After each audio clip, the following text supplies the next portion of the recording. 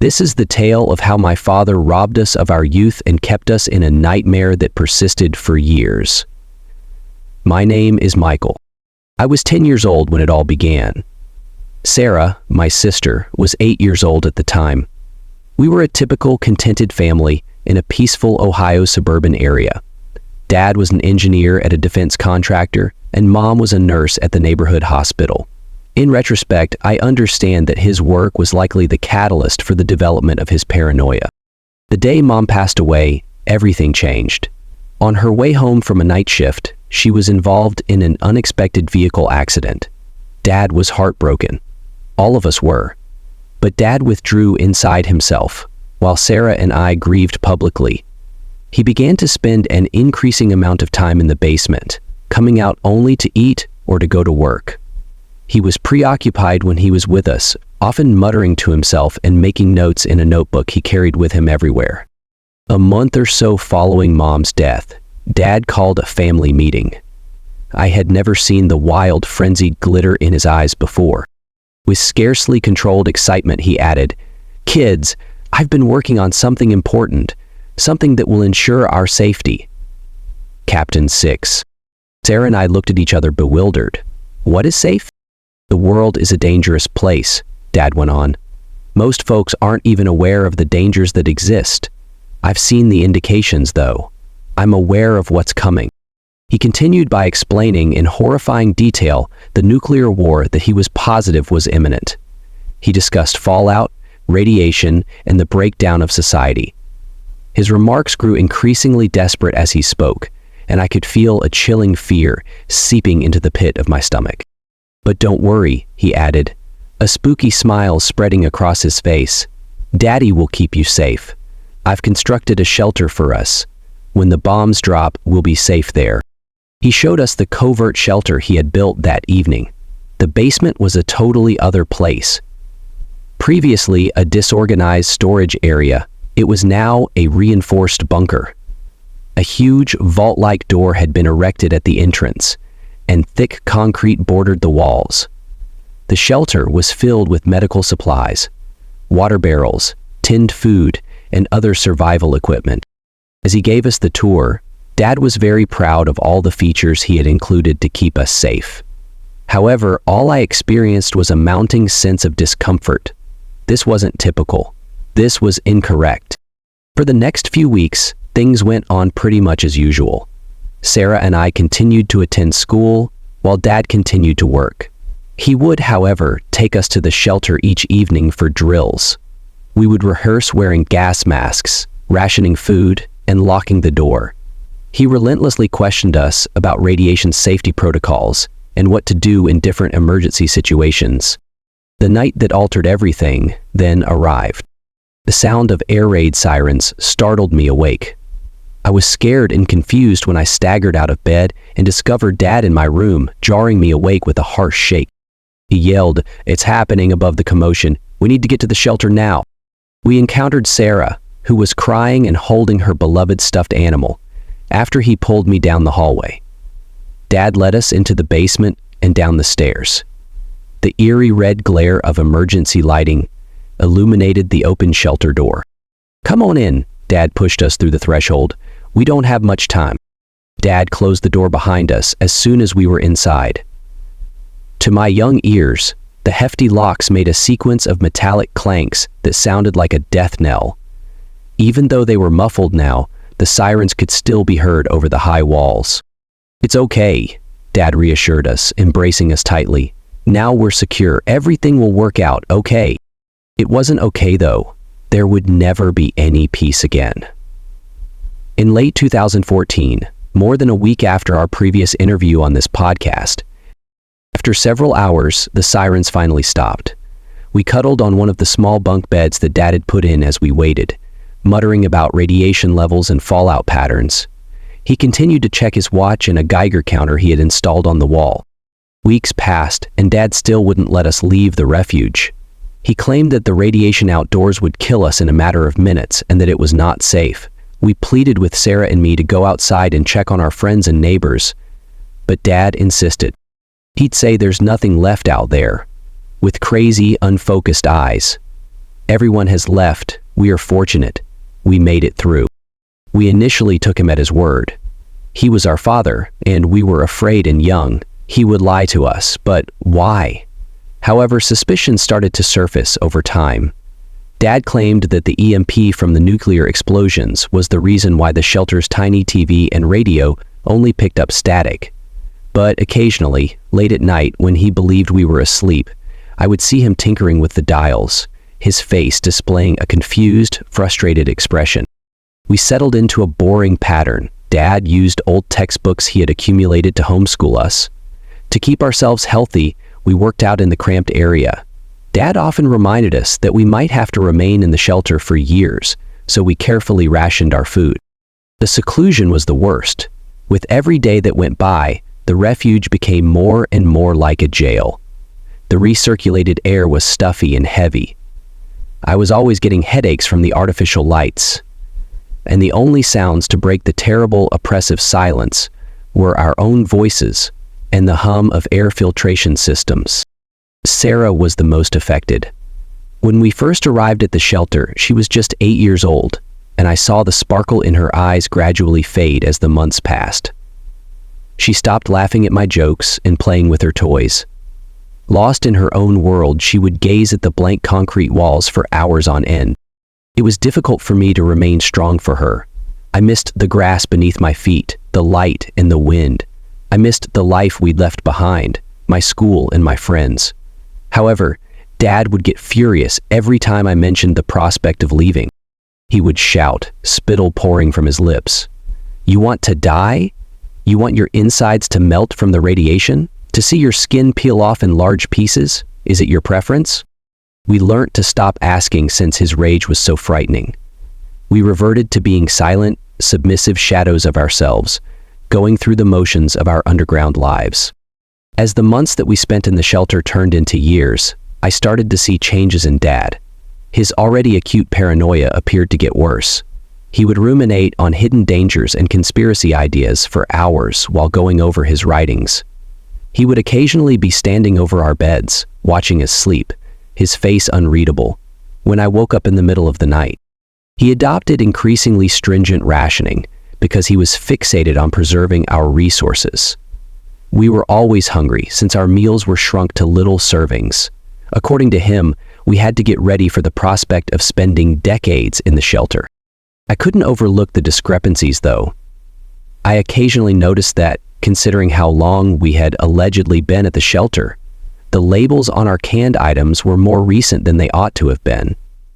And once, when Dad was taking a shower, I thought I heard distant traffic sounds, which shouldn't have been conceivable if the world above had been destroyed.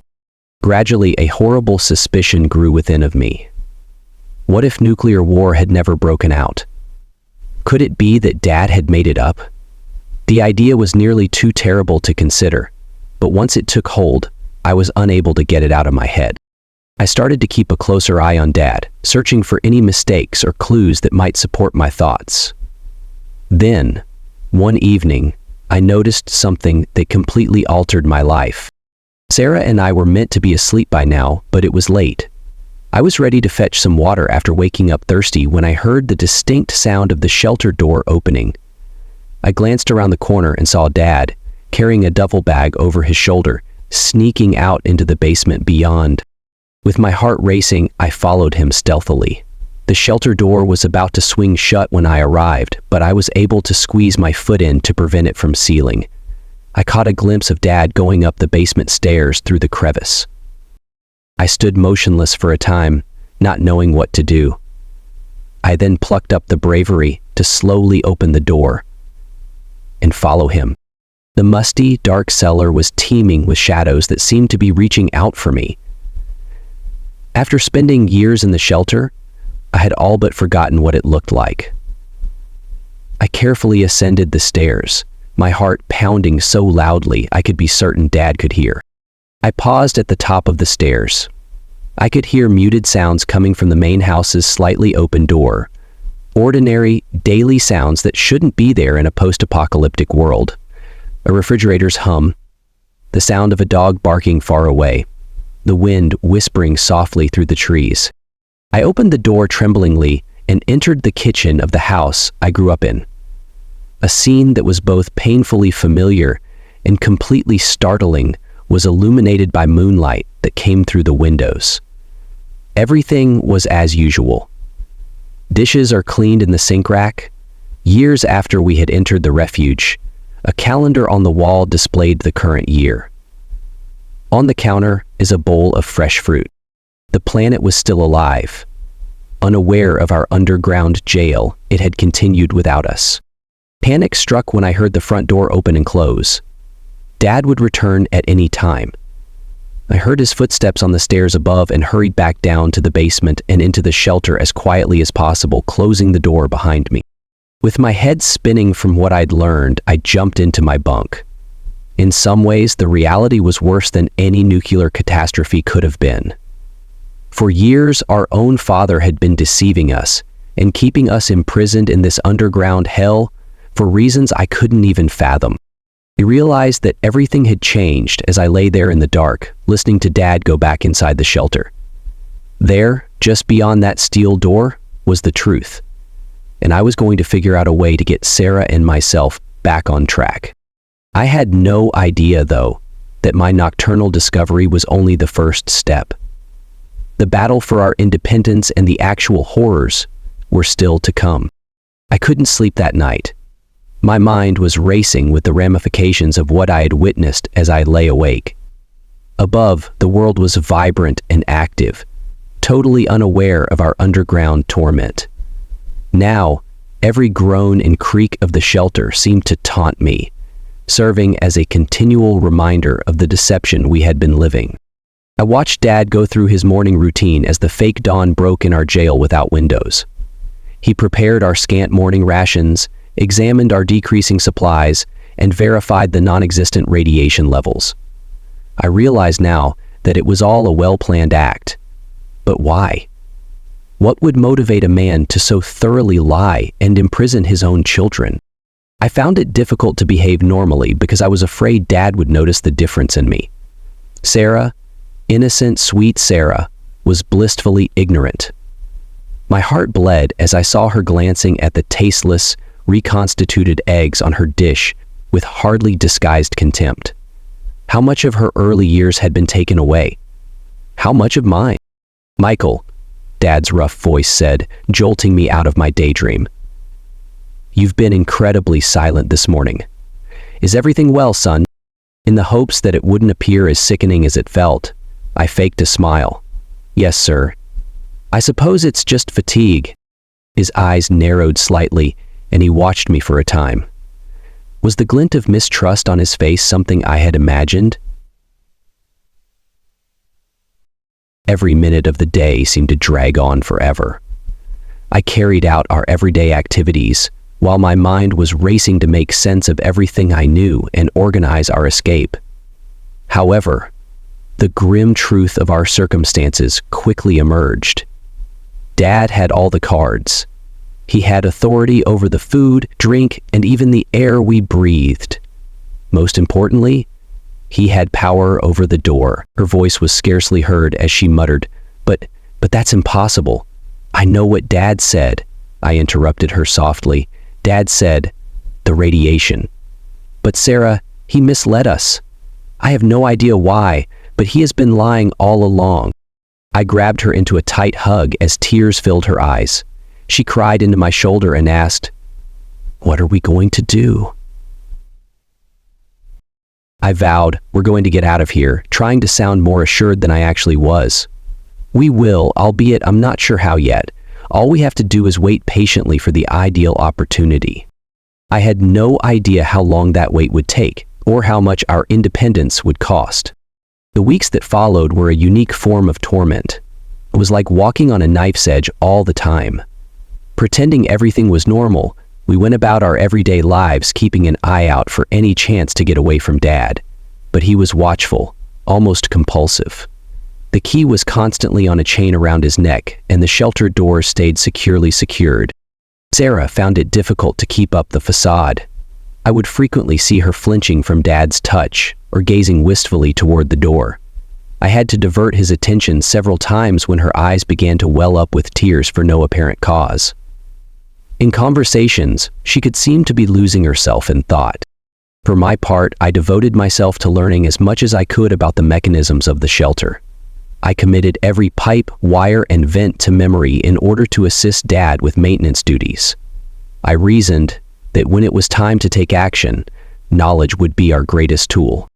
I discovered something terrifying during one of these maintenance procedures. I observed something strange while we were inspecting the shelter's outside walls, a little area that made a hollow sound when touched. I knew better, but Dad hurried me away, saying it was merely a peculiarity of the construction. While everyone else was sleeping that night, I took a close look at the wall. After hours of arduous digging, I finally located it, a well-disguised hidden panel. With trembling hands, I succeeded in prying it open. My blood ran cold when I discovered what was inside. Newspaper stacks with dates covering the years we had been underground.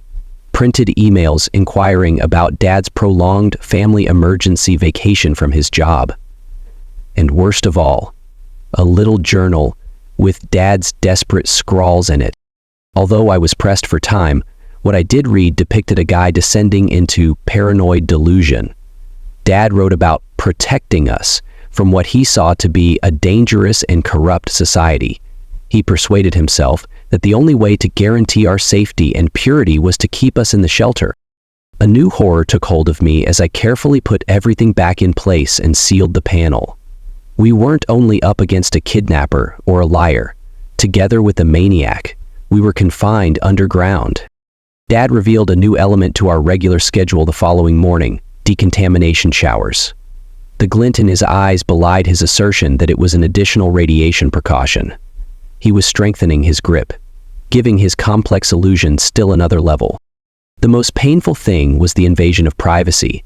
Even though the showers were cold and uncomfortable, Dad wanted to keep an eye on us to make sure we were thorough. I noticed how his eyes lingered on Sarah, and my chest began to grow gloomy and irate. We had to leave, and quickly. An issue with the water filtration system presented an opportunity. Dad had to find replacement components in his secret supply stash. It might be our only opportunity, but it was a risk. I said hastily, Sarah, as soon as Dad had left the main. Remember what I taught you about the door mechanism? Her face was pallid but determined as she nodded. All right, I want you to sprint to the control panel and input the emergency unlock code as soon as I give the signal. Are you able to do that? One more nod. All right, I'll make something distracting. Continue until that door is open, regardless of what occurs or what you hear. Make me a promise. She muttered back, I promise, her voice calm in spite of the horror in her eyes. I inhaled deeply, bracing myself for the task at hand. I had never before intentionally harmed someone, much less my own father. But I realized I had no other option as I considered the years taken from us and Sarah's haunting gaze. I waited until I heard Dad's footsteps coming before implementing our strategy. I yelled in surprise as I yanked hard on one of the water pipes I had previously covertly loosened, causing it to explode and spray water all over the place. Dad rushed over and I moved in the confusion that ensued. I placed the heavy wrench on the back of his head as he leaned over to inspect the broken pipe. Bryant was still alive, so that this was a good sign that he had not been killed by his own fate. He collapsed to the ground, his face displaying a horrified, betrayed expression as he passed out. I screamed to Sarah, fighting back the sickness and shame. Now! Take action right now! Her tiny fingers flew across the control panel as she leapt into action. The door was swinging open when I heard the fortunate sound of the locks disengaging. Come on, Sarah and I hurried together, our bare feet smacking the chilly basement concrete as I took her hand. Through the kitchen, which still seemed so unreal in its everydayness, up the stairs and out the front door. The external environment struck us like a physical blow. Our eyes were burned by the sun, which was far brighter than we remembered. We were almost thrown down by the wind, which carried 1,000 scents that we had almost forgotten. We stood motionless on the front porch for a time, overcome by feelings we had been denied for so long. Then, from inside the home, we heard a moan. Dad was getting up. We gained speed from panic. Ignoring the startled looks from neighbors we no longer knew, we ran down the street hand in hand. With the noises of actual or imagined pursuit motivating us, we ran until our lungs burned and our legs felt like they may give out. We finally passed out, struggling to breathe in a park a few blocks away. The reality of our predicament started to set in as the adrenaline subsided. Indeed, we were free, but we were also isolated, bewildered, and extremely exposed in a world that had forgotten about us. The events of the day finally got to Sarah, and she started crying. I caressed her hair and mumbled comforting gibberish while holding her tight, my own eyes stinging. "It's okay," I told her, attempting to persuade myself just as strongly as she did. "We're leaving. We are now secure." I nodded slowly, staring at her. However, I knew they weren't true even while I was saying them. I was confident that Dad would come look for us because he was still out there. Furthermore, how were we to reintegrate into a society that we hardly remembered? How could we describe our whereabouts and the events that transpired? I came to the sobering realization that our ordeal was far from finished as the sun started to set on our first day of freedom. It was only the beginning in many respects. The post-apocalyptic desolation our father had described was nothing like the one we stepped out into. There were no debris mounds, no soil burned by radiation, and no roving bands of frantic survivors. Rather, we discovered ourselves in a normal suburban area, unaltered by the passing of time. Houses were still standing, with windows shining in the last of the sunlight. In front of us were well-kept lawns, and after years of breathing in recycled air, the aroma of newly cut grass was nearly overpowering. The typical sounds of contemporary life could be heard in the distance: a dog barking at an invisible disturbance, the faint chatter of a television from an open window, and cars humming along roads. It was startlingly, horribly typical. The full force of our father's deceit fell upon us as we staggered over this strangely familiar terrain. The nuclear war had not occurred.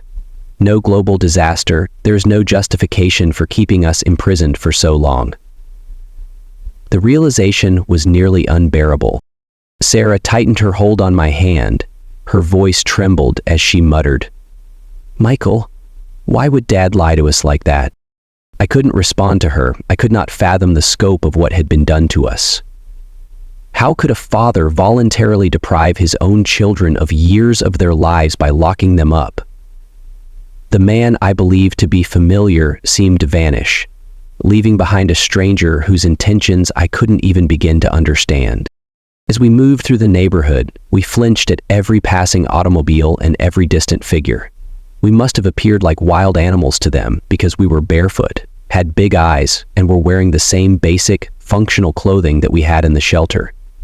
I saw curtains fluttering on multiple occasions as interested neighbors looked out at us. The temperature decreased as night fell, and I knew we had to find somewhere to stay. I was aware of the irony of the idea. We were now frantically looking for a roof over our heads after years of being confined underground. I informed Sarah, "I think I know where we can go," as a recollection drew on me. "Could you recall Mrs. Callahan, a hospital buddy of Mom's?" Sarah scowled as she attempted to remember. "The nice lady with the cats." "That's right," I said, feeling reassured that at least some of our earlier recollections were still there. "She lived a short distance away from us. If she remains there." We had no other option, but it was a long shot. Every darkness seemed to conceal a danger as we moved through the streets, which were growing darker. I thought I heard footsteps behind us several times, but each time I turned around and saw nothing. We finally arrived at a modest, tidy home with a cozy porch light. Callahan was written on the nameplate by the entrance, and I was filled with hope. I inhaled deeply before pressing the doorbell. Long pauses came and went. The door creaked open as I was ready to ring again, showing a woman in her 50s with her gray hair wrapped back in a loose bun. As she took in our look, her eyes widened in surprise. "My God," she exhaled deeply. "Are you Michael? Sarah?" Is that you?" She dragged us into the home and gave us a tight hug before I could reply. I started crying as I smelled her perfume, the same one she had used years before. Mrs. Callahan replied, "We thought you were dead," in an emotional stutter. "Your father said there had been an accident, that you'd all died." The magnitude of our father's falsehoods started to come to light when she led us into her living room and enticed us with blankets and promises of hot chocolate. Our disappearance could not be explained by any accident or disaster. It was just a man's spiral into insanity and the 2 kids he had brought along. As we told Mrs. Callahan about our years in the shelter, she listened in horror. When we told her about the decontamination showers and our father's increasingly unpredictable conduct, her face went white. Sarah looked at him and said, she grabbed for her phone and shouted, "We have to call the police. That man needs to be locked up for what he's done to you." However, I felt a chill of dread even as she phoned. There was a problem. The sense of surveillance that had followed me since our escape grew stronger. Then, with a start, I understood what had been bothering me. It was too quiet in the house. What happened to Mrs. Callahan's kitties? Behind us, a floorboard creaked as though to answer my silent query. A figure was standing in the doorway, backlit by the hallway light, as we turned around. When I saw the familiar figure, my heart stopped. Sarah moaned, "Dad," and retreated from me. When he entered the room, I noticed that he was carrying the piece of pipe I had struck him with during our escape. His eyes were lifeless and icy as they met mine. He said, "I'm very disappointed in you, Michael," in a strangely composed tone. "I believed I had brought you up better than this. I told you about the perils of the outer world, didn't I?" Mrs. Callahan took a position in front of us, holding her phone tightly. "What have you done, John? These children are my children," Dad growled, his calmness vanishing. "And I'll take any necessary action to keep them safe, even from themselves." With the pipe poised menacingly, he stepped forward into the room. I could see Mrs. Callahan trembling, but she held her ground. She yelled, "Run," at us. "I'll keep him away. Go." After that, everything happened so quickly. Dad sprang forward, Mrs. Callahan fell to the ground with a terrible thump. Sarah let out a scream. Then we were rushing once more into the night, out the back door. Dad's voice, which had previously been so reassuring, was now twisted with lunacy, and I could hear his heavy footsteps behind us. "Youngsters, return. Out there is not safe." But now we were aware of the reality. The man we used to call father was the only thing that was unsafe. I gained new resolve as we ran into the night, swerving between homes and hopping fences. Now we were out. We were aware of the reality, and I was determined to make sure we remained free at any costs. However, I soon discovered that freedom has its own set of difficulties, and it was still very early in the evening.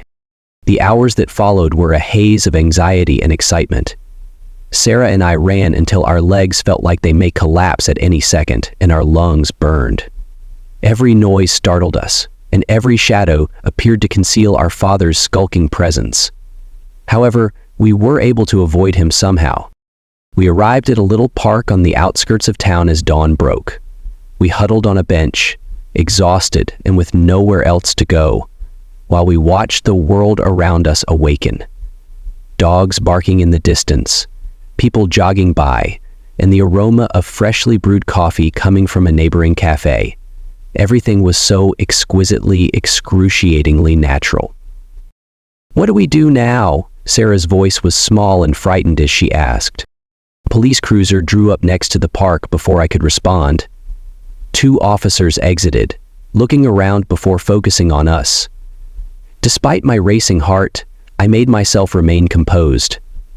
We required the assistance of the authorities. I noticed the policemen's eyes light up with recognition as they drew closer. They had been trying to find us. There was a flurry of action that ensued. After being brought to the police station, we were questioned about our stay in the shelter by kind-spoken detectives, they termed social workers. Meanwhile, the hunt for our father grew more intense.